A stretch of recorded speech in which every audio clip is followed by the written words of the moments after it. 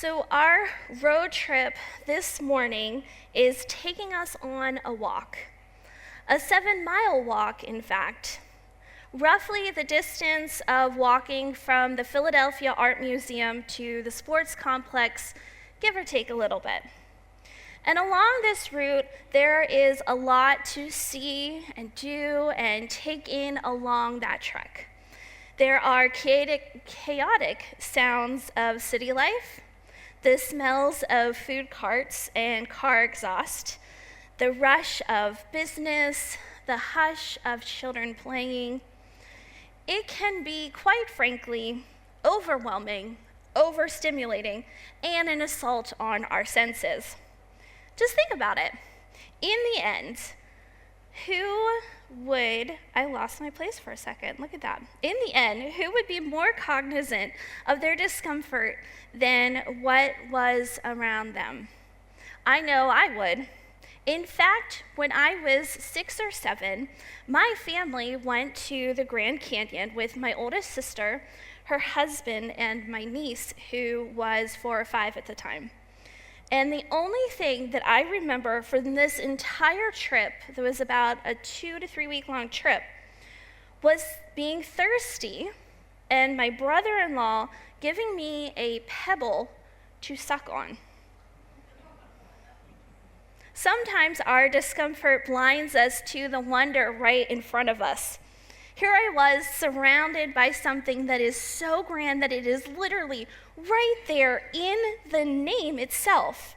And yet, all I remember is being so focused on being uncomfortable, thirsty, frustrated.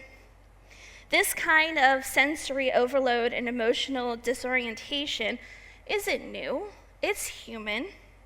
And it's exactly where we find our protagonists in our gospel reading this morning. There are 2 people walking along the road from Jerusalem to Emmaus on the first day of the week.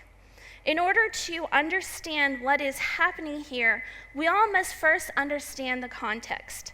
Jerusalem was the epicenter of everything at this time for the Israelites. It was the center of religion, culture, society, business. And for these 2 friends on this walk this morning, Jerusalem was the location of the worst day of their lives. See, by context, we learn that they were early followers of Jesus, referred to here as 2 of them. 2 of those followers who were in the room together just earlier that same morning, that same day, when the women returned in a hurry from the empty tomb. 2 of the followers who did not believe the incredible thing that these women were proclaiming, that they found the tomb to be empty and that Jesus was alive. They were among the first. Think of it. They were among the first to hear the gospel proclaimed, and yet unchanged by the good news, they chose to leave, to go home, to walk away from their disillusionment of the crucifixion. And I get it. They were probably angry, upset, confused, scared, frustrated. The teacher that they had devoted time and resources and everything to follow had turned out to be a dud. This great leader that they believed was the prophesied Messiah, finally sent to save the Israelites from oppression and captivity, was just another false hope. And if you're sitting here this morning uncomfortable with that observation, good, because I am uncomfortable saying it. But what's worse is the fact that we all have done the same thing. Sure, we haven't packed our bags and stormed out throwing a tantrum when things didn't go our way. Well, maybe some of us have.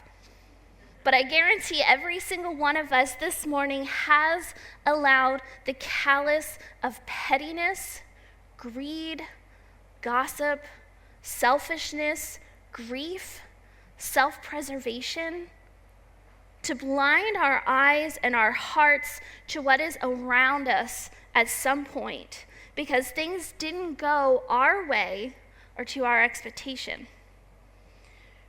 Research suggests that 80% of people who visit the Mona Lisa are left feeling disappointed because of their expectations. Our two travelers are heading home along a familiar path, talking amongst themselves, probably not paying any attention to anything other than their shared time together. They don't notice a new character entering the scene. In fact, it seems that this stranger walked with them for a clip in the middle of their arguing, and it wasn't until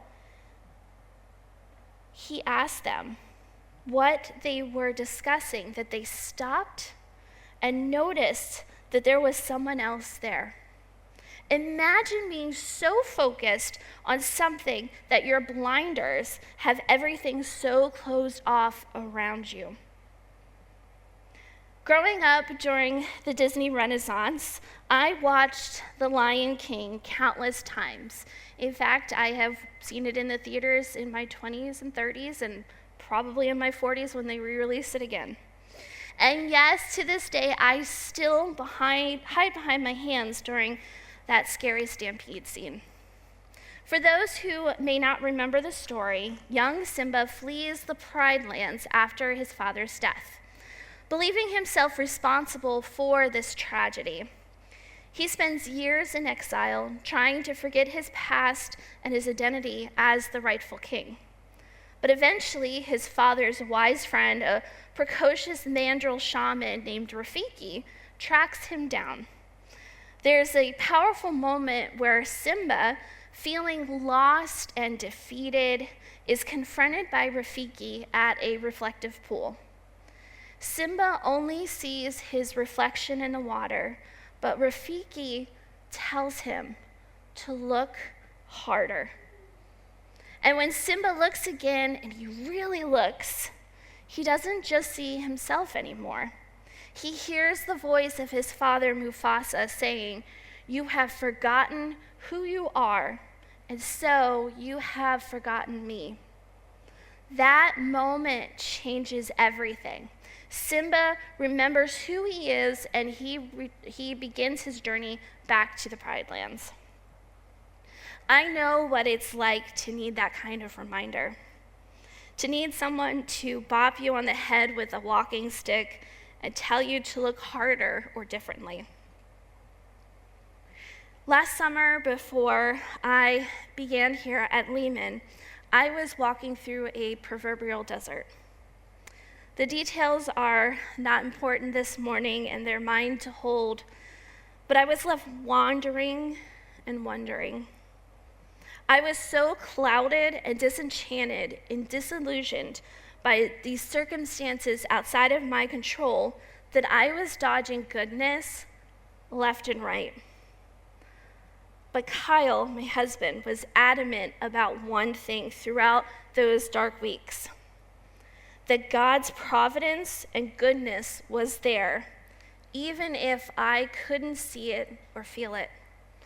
God was there, and I just needed to allow myself to look beyond the immediate and open my eyes to the imminent.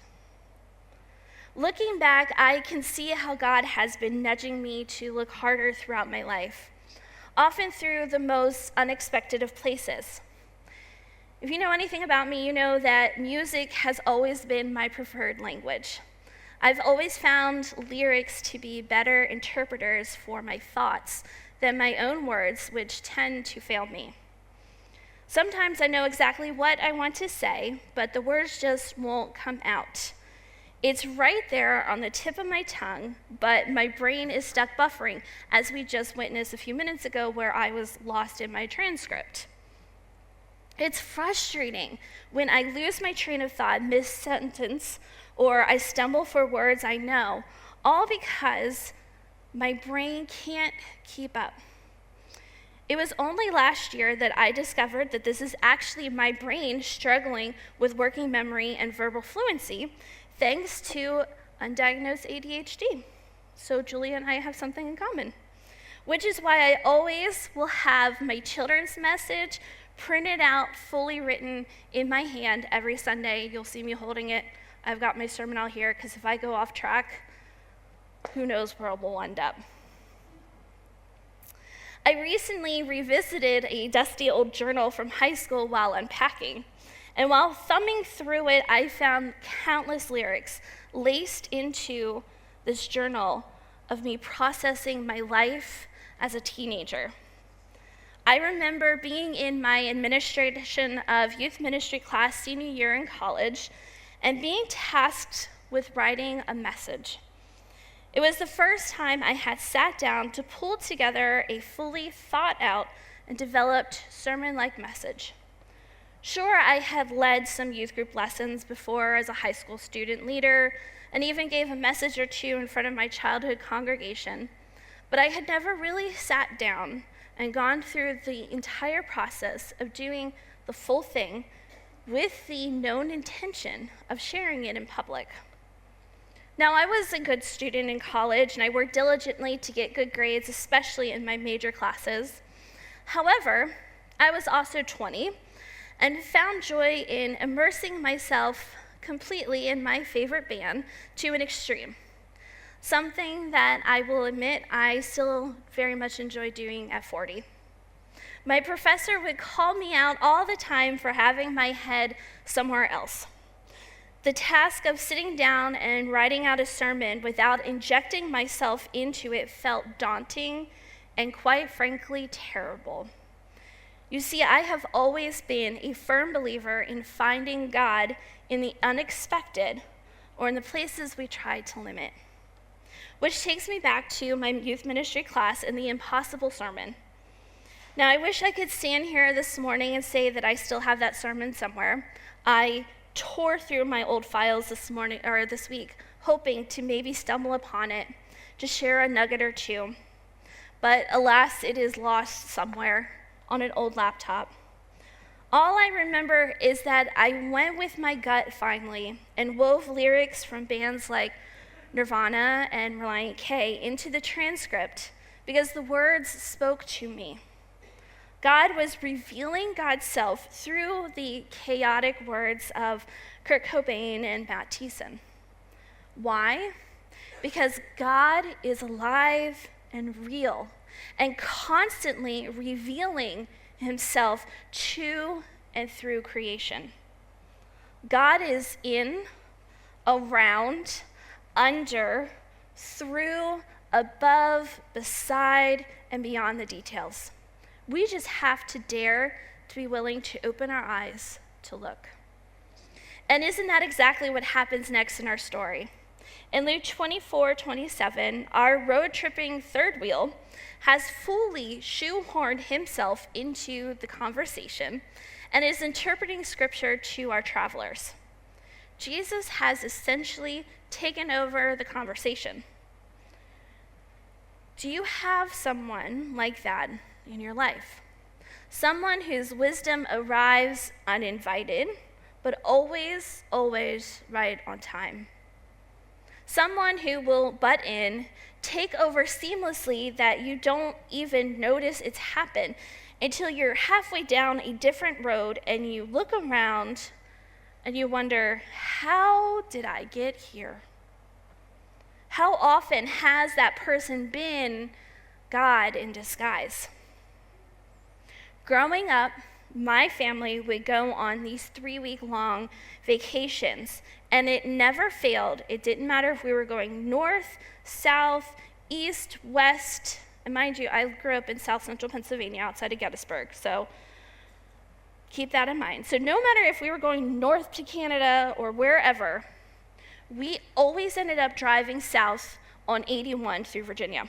Never failed. I don't know how we did it, but we always did. And if you have made that drive, you know it feels like it takes all day. Virginia does not end, and I see some nodding heads. It does not end. And I made a vow to myself as a child that when I was old enough to drive, when I was old enough to make the decision, I would never drive on 81 South through Virginia. That is until I fell in love with a college in Bristol, Tennessee, which happens to sit on just across the state line in Tennessee on 81. I would literally get on 81 in Carlisle, Pennsylvania, where I grew up, and drive 81 South for 7 hours alone through Virginia to Tennessee. I was never going to go to seminary. That was a form of torture that I had no interest in participating in. I didn't even want to go to grad school for the longest time. And then my dad kept whispering and nudging and hinting. I definitely was never going to get ordained. That really was a torture. Until 2019 came along, and the noise of whispers from friends and family affirming God's calling over the years, and a promise made to my mom that made me take that first unstable step to start the process. Now here I am 6 years later, and I'm only very, very early in the process, but I started. And 8 years ago at annual conference, a chance meeting and exchange numbers with a certain fiery redhead that we all know and love, eventually would bring me here to this moment. You see, sometimes Jesus is right there interpreting, whispering, nudging, pointing, guiding, and maybe even shoving until we get it, until we see him, until we look up and we notice the forest for the trees. Sometimes Jesus really is right there, walking with us, talking with us, not in loud, dramatic ways, but in subtle ones, through a friend who asks the right question at the right time, through a stranger's kindness in the checkout line, through the warmth of the sun on your face on a day that you thought might break you, through the voice on the other end of the phone that says, "I'm here, take a breath, it's going to be okay." Sometimes Jesus shows up in the moments that we call disappointments, a job that didn't work out, a door slammed shut, a flight that got delayed, a relationship that ended. And maybe we don't even see it then. Maybe we brush it off, or we stay angry and we grieve it hard. Maybe we throw a tantrum like a toddler, kicking and screaming. That was me about going to seminary, by the way. Maybe we deny he's even there. And even so, Jesus is right there. Jesus is right there keeping step with us. He keeps showing up time and time and time again in the background, in the ordinary, in the moments that we later call coincidence or luck, or I don't know how I made it through. That, my friends, is Emmaus. That's this story right here.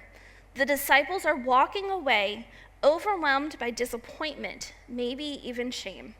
Their blinders are fully engaged. They see what they want to see, what they want to hear, and they attempt to limit a God who is limitless. Jesus is right there walking with them, talking with them, teaching them, and they don't recognize him. Not until they sit down at a table, not until a loaf of bread is broken and shared. Then their eyes are opened. Sometimes we're like those disciples on the road, or like Simba in exile, so overwhelmed by what we've lost or what we expected to happen that we miss what's right in front of us. Jesus is there. Mufasa's voice was always there for Simba. but it took someone to say, look harder. And when they finally saw clearly, it changed everything. What if the ordinary bread, the ordinary walk, the ordinary face in the mirror, the lyrics of a forgotten song, what if that is where God is waiting for us to look again? Jesus made the ordinary extraordinary, not by changing the bread, but by being present in it. It was just bread. It was just a table. But in that moment, it became sacred. That is the gift of the Emmaus story. Maybe what we need is to stop looking for the extraordinarily ordinary, waiting for miracles to show up in simple things, and instead, flip it. Start seeing the ordinarily extraordinary, the moments where the sacred was present all along. We just didn't recognize it. Sometimes we too need that holy whisper to look harder, not because Jesus isn't present, but because we've been looking for something else, something bigger, flashier, different. And yet all the while, Jesus has been there in the conversation, in the walk, in the bread, in the surprise email sitting in your inbox waiting to be opened, in the mirror waiting for us to look again. So this morning, my friends, allow me to be our Rafiki. Look harder. Look harder at that coworker who gets on your nerves. What if Jesus is walking with you in that frustration, teaching you something about patience or grace? Look harder at that conversation you've been avoiding. What if Jesus is already there, waiting to guide and give you words? Look harder at that disappointment that you're carrying. What if Jesus has been walking beside you in it, even when you couldn't see him? Look harder at the ordinary table where you'll eat dinner tonight. What if this place is where Jesus wants to break bread with you? Because just like the two disciples walking along the road to Emmaus, our journey is not complete. Our journey, like theirs, is still unfolding. And maybe, like them, we'll find that Jesus has been walking beside us the whole 7 miles. The question isn't whether Jesus is present. The question is this: are you ready to look harder? Amen.